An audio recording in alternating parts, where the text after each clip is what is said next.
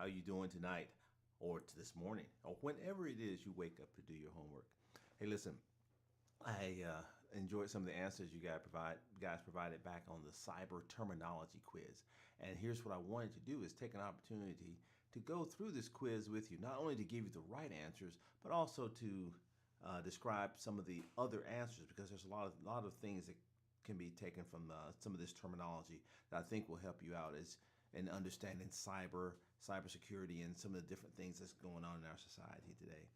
Just to give you a little bit of my background, I'm currently employed as a senior cybersecurity analyst with Raytheon Corporation. That's a defense contractor here in Dallas, Texas area. That's where we live now.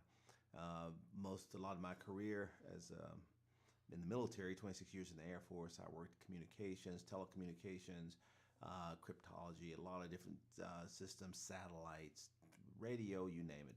And after retiring, I remained in that career path and have, over the last few years, ventured over into the cybersecurity side of the house. A lot of interesting things going on in cyber. Anyway, let's get to the quiz. Okay, let's look at the first question of our quiz. It says a trap set to detect intruders usually simulates a real-world network, but is actually isolated and monitored so it can give advance warning of an intrusion. And what was the correct answer? You got it, honeypot. Now, what a honeypot is, no, it's not anything off Winnie the Pooh, but it is it's where we set up a network and we put information in there that looks like real information, so it looks like good data. Because what we want to do is we want to have the bad guy come in there, and it attracts him in. And many times what you want to do is observe the bad guy when he's in your network. We used to call it fishbowling, where you watch them and analyze how they're doing attacks. The data that's in there, even though it looks real, usually it's fake. It's just some extemporaneous data. That's what we call a honeypot. The other three answers, pen test or penetration test. I think this is the answer to another question later on, but that's when we try to penetrate a network. You may have heard something called ethical hackers. And what an ethical hacker is a person or an organization or a company, and that's their job. They're hired to go in and find out the vulnerabilities on your network, and they try to penetrate your network. A sniffer, that's a tool or a device that actually will read IP addresses, and it'll read your email, and it'll see traffic going across your network. So all of these, even the wrong answers, many of them are things that actually we use or in the IT career path. Different points where an attacker can get into a system and where they could get data out. And that was attack surface, meaning how many network. It's no different, how you decrease the attack surface. How? By locking your doors, by getting all of these really reduce your attack surface or areas where an intruder can get in easily. Talk about one we call a bot, B-O-T. That's a wrong answer, but just kind of talk about what a bot is. That's called a piece of code a person will put on what that code does.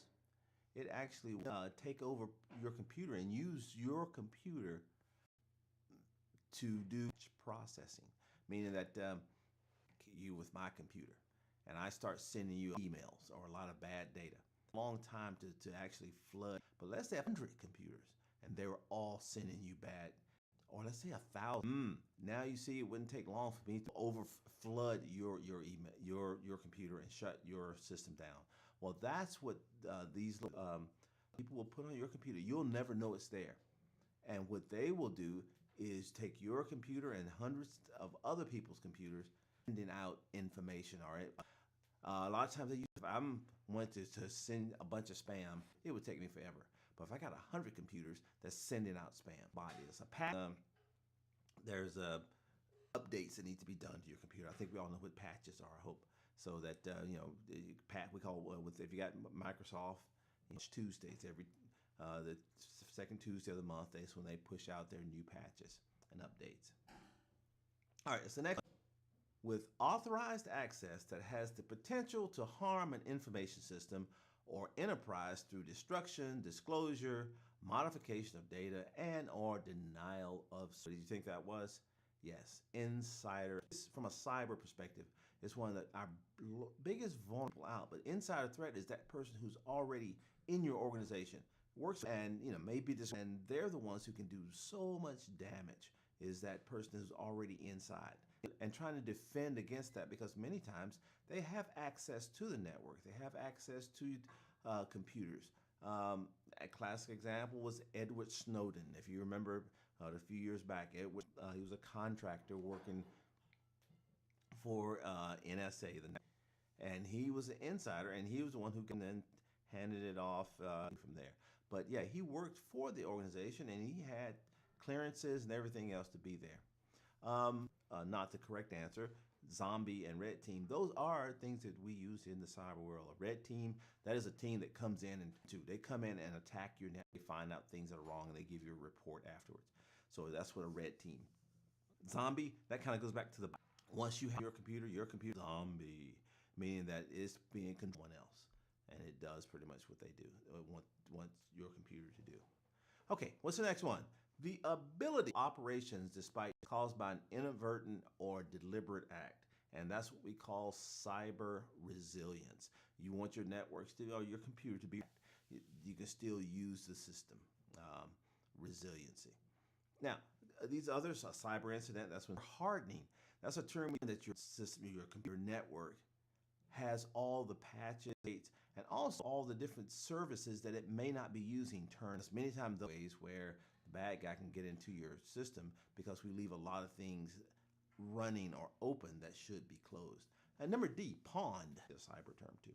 That means that if your password have been exposed, and what happens many times, people's passwords are in batch, they're compromised, and sometimes they're actually published out on what they call the dark web, meaning the underbelly of the web, whereas there's actually a term called the dark web, and you can go out and you can find a list of passwords that have been compromised. So password or my password could, for different things, could be pawned. All right, does that make sense? Okay, right here.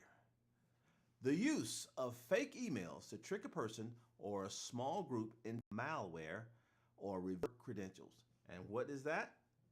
If you said spearfishing, you would have been correct. Fly fishing, that's what you do when you go to Colorado and you find a nice lake and you got, you cast.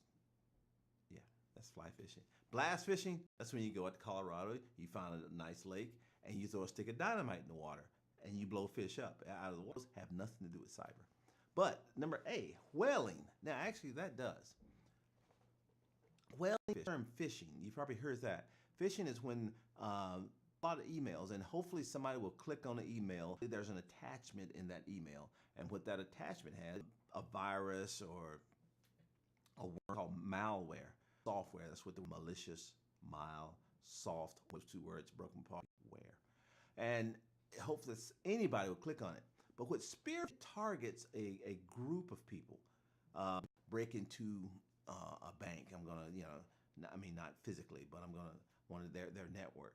Well, the people I want to start will be their network administrators, their system administrators, credentials, or that will allow them to get on that group. So that's spear fishing. Just like if you're fishing with a spear, you're targeting. Unlike fishing, fly fishing, you're just out there and hope something you're targeting. Whaling. What is whaling? That's actually a term too. Whaling is similar to spear fishing, but with whaling, big guy. You're going for the top. You're going for the CEO.